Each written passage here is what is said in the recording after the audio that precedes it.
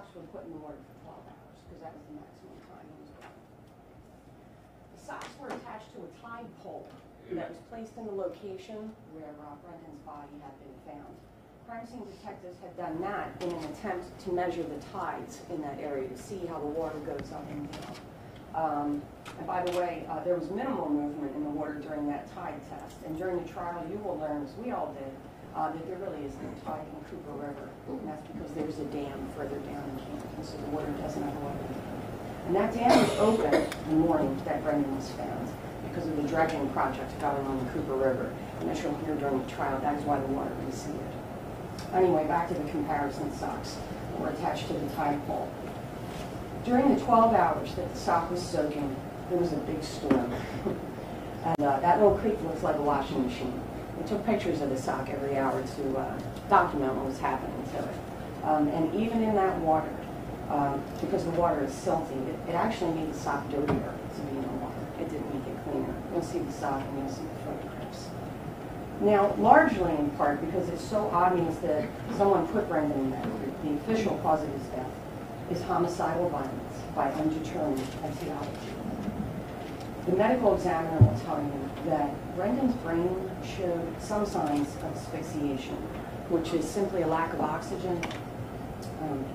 That diagnosis, he will explain, can include strangulation, it can include drowning, and it includes suffocation, which, according to the state medical examiner, will leave he calls it a paucity of anatomic findings, which means it doesn't really leave any evidence behind on the body. And that's interesting because when the defendant spoke with homicide detectives after Brendan was found, he said when he put Brendan to bed that Monday night, he said, "I gave him his blanket and pillow. Not I made the couch up for my son. I gave him his blanket and pillow," is what he said. And then he added he didn't want his pillow, so I took it away from him. And he said the same thing to Samantha in a conversation which, unbeknownst to him, Samantha was recording. He said to her, same thing. I gave him his blanket and his pillow. He didn't want his pillow, so I took it away from him. It's just interesting that Brendan's pillow was really on his mind. Based on all the evidence you will see and you will hear in this case, there will be no question in your mind that Brendan's death was a homicide. Now, before I move on to the second and more important question to be answered in this case, I want to talk about the evidence that you're going to hear regarding the overall investigation that was conducted in this matter. You're going to hear, it was a lengthy investigation. For instance, the morning that Brendan was found, there was a report that someone had seen a guy with a rolling suitcase walking through that intersection at 6 o'clock in the morning, right at the corner where the defendant's apartment is located. So, as it turns out, it was a trash collection day in that neighborhood. The trash truck was stopped. They took it to the police department. Tried to search it, couldn't because it was too compact, took it over to the facility where it gets dumped it in the parking lot, and spent a half a day looking through a trash truck full of trash just to look for a suitcase, which was not found. We did, however, the Haddon Township Police Department made great efforts to identify this individual who was seen walking with a suitcase, and what they ended up doing was sitting out on that corner between 5 and 6, 6:30 in the mornings and waiting for this individual to walk by again. And he did the next week. With his rolling suitcase again. It turned out he was a college student who was in the neighborhood that walks to the high-speed line station to get to school, and you'll hear from him. There was information out from, I guess, down in the park area. They collected some cigarette butts, which is not uncommon in a park, but tried to collect everything. They were submitted for DNA testing. A lot of people were swabbed for their DNA, including this defendant, his girlfriend, Sam, her boyfriend, grandparents on both sides, the defendant's sister, even the defendant's father's business partner provided a DNA sample for comparison. And that never went anywhere. At the time that this occurred in Haddon Township, there were 15 registered sex offenders who lived there. Every single one of them was interviewed before the week was over. Nothing came of that. There was a mountain of video surveillance evidence that was reviewed. All the businesses in the downtown, all the stores that had cameras, All the residences in the neighborhood that had cameras. Hours and hours and hours of video surveillance were reviewed. There was nothing to be seen. That's not surprising, though, because as you'll see once we get going, the Cooper River Park is in the opposite direction of the main drag in Westmont in Haddon Township. So you wouldn't expect to see anybody that way. And it's interesting, too, that in reviewing the Patco video, they found a guy with the rolling suitcase who was on his way to school. Where he said. All right. So that's just some of the side things that happened that you're going to hear about during the course of this trial. So let's get back to the issue at hand, which is, it's very obvious that this was a homicide and Brendan was killed. So that means the second question must be then, who killed him? The first point here is with regard to the location of Brendan's body. It's very important, and not just because it's so difficult to get to. Hopefully, to better understand it, you're going to get to see the location where Brendan was found for yourselves at some point during this trial. In addition, the evidence is going to show that the defendant went out there all the time. In that conversation that Sam recorded, the defendant made some interesting remarks about the place where Brendan was found. He said he spends a lot of time in those woods. He said it's his favorite place in Haddon Township. He told her he loves to go down there. He goes down there all the time. In fact, he told her he's been down there at 2, 3 o'clock in the morning. So we know at least one person that can make it down there at night. He referred to it as a spiritual place. He explained to her that he considers himself to be a person who is sensitive to energy. And that maybe there was some kind of energy down there, some kind of a spirit of the lake, he said, that had an energy that drew Brendan there. Because that lake, where he hangs out all the time, is a very spiritual place for him, and he loves it there. He said the same thing to the police, that was his favorite place in Haddon Township, right where his little boy was found. In addition to his own statements, the evidence that you're going to see will show that the defendant was in the exact same location on the evening of Sunday, October the 11th, just a day and a half before his son was found. And we know that because he used his cell phone to take a picture.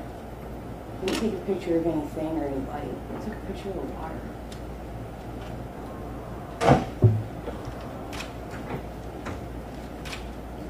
The hardest thing to understand, the hardest thing to think, is why did someone kill Roach? How could someone kill Roach? In this case, the answer to the question comes from the defendant's iPhone 6. And that's where Assistant Prosecutor Kevin Moran is going to come in and take over the presentation of this case. You're going to hear about phone applications like Tinder and Snapchat and things like that. Tinder is, and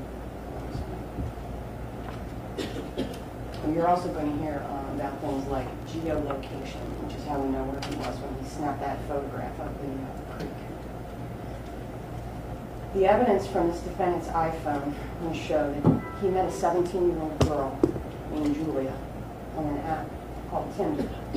Tinder is for people who are looking to meet someone. They met in June of 2015, in the middle of the month. Within a week or two, Julia was spending the night at his apartment from time to time. And the fact that she made it quite clear to the defendant from the very start that she doesn't really like kids, she's not interested in kids, doesn't want to be around kids, that did not deter him or dissuade him from continuing the relationship with Julia. It went on through the summer, and you'll see through all the text messages, it was rocky from the beginning. Julia was difficult. Between the time they first met, first texted each other through that app, and the day that Brendan's body was found, he had saved on his phone 9,487 text messages between the two of them. You're gonna hear a lot of them because it's very important to the case. Probably gonna hear about 2,500 of them. That could get a little long at some points during the trial, but they are critical. From the messages, you will see, as July turned into August, things really began to deteriorate or become even more difficult. First, because Julia was getting ready to leave for college. She was going to attend Pace University in Manhattan, which was going to limit their time spent together to just weekends at that point. And that's a problem because Brendan spends every other weekend with his father, and Julia doesn't want to be around him. The second thing that began to happen in the defendant's life is that he started to have some money trouble. Because at the same time when Julia's getting ready to start school, Brendan's getting ready to start school because he turns 3 in June, so he's going to start attending a preschool program. And it's expensive. Third grade preschool is expensive. It was about $300 a week. And the defendant and Sam, Brendan's mom, nobody ever paid child support to anybody else. They had a very informal agreement. They never went to court. They shared him. They each had him 50% of the time, so no one paid child support. But now there's school to pay for. And even though Sam got a grant and filed an application to have the tuition reduced, it was still going to be $200 a week. So it was a couple $100 a month for him. And he doesn't really have it to pay.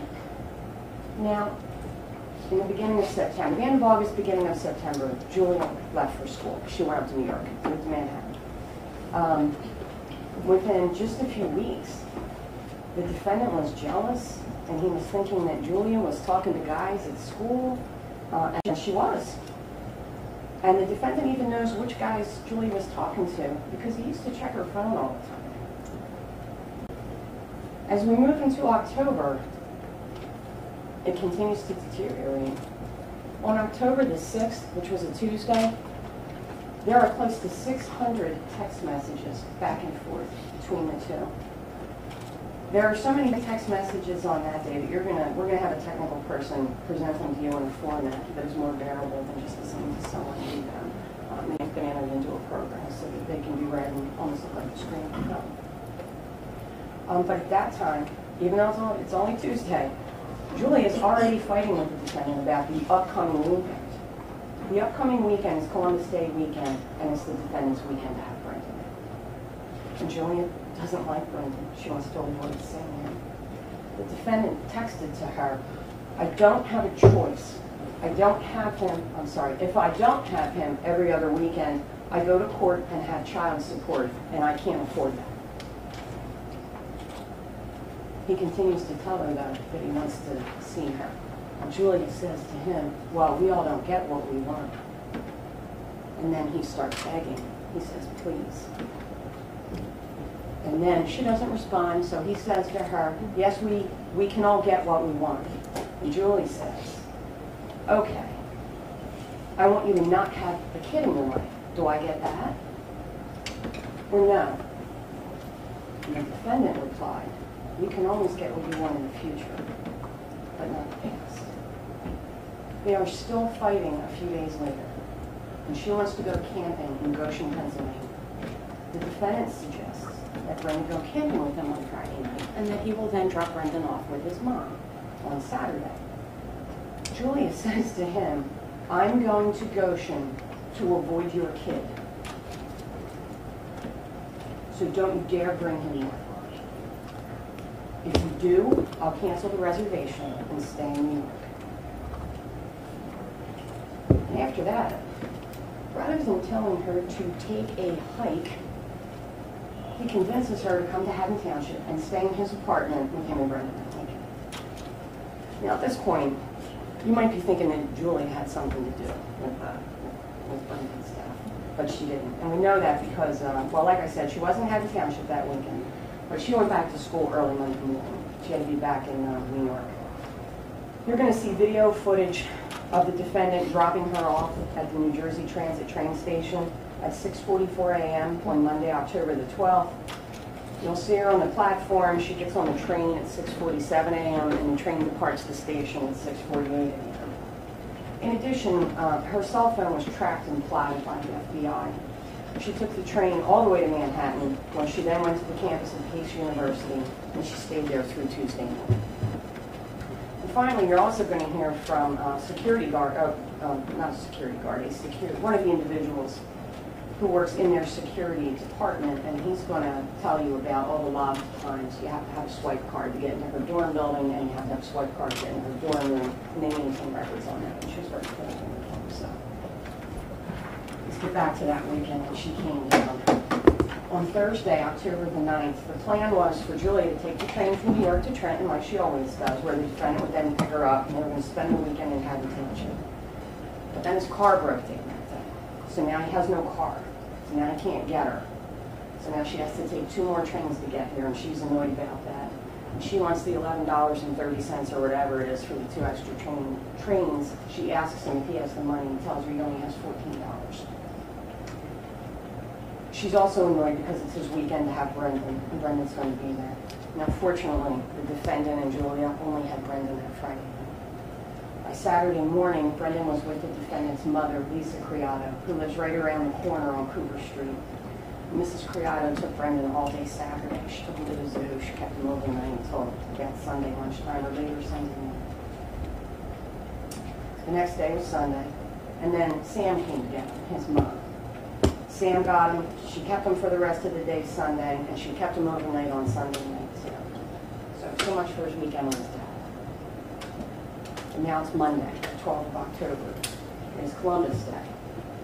And it's also Brendan's next day. He stayed with his mom a long time because school was closed. His school was closed for Columbus Day, and his mom was off. So she kept him that day. The defendant works with him, and the defendant works with his dad. At one point during the day, Sam texted the defendant, and she asked him if he could pay $200 for school that week instead of $100 because he was behind in helping her pay for school. So he's having no money trouble.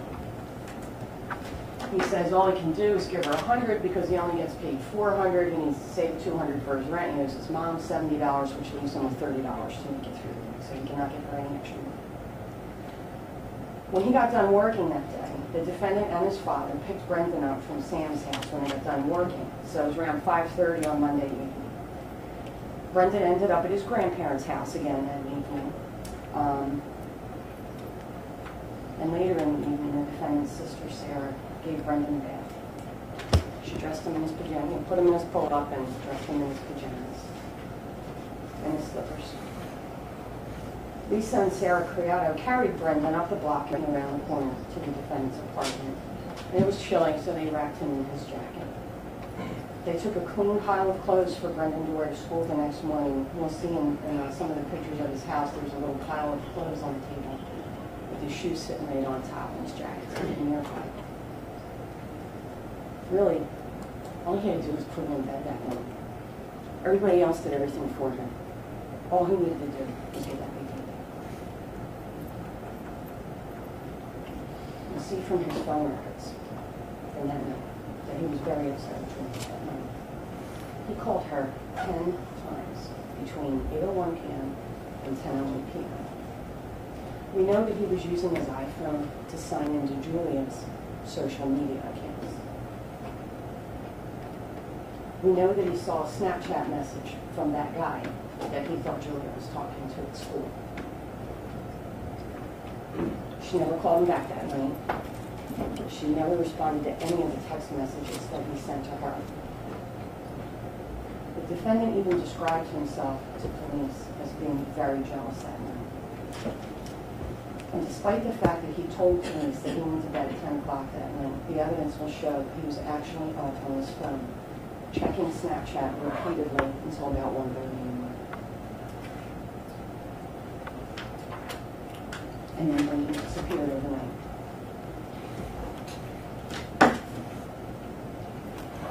The next time the defendant used his phone, it was about 6 o'clock in the morning, when he called his mother to tell her he couldn't find her. That Brendan was gone. That's what the evidence in the case is. There's 2 counts in the indictment.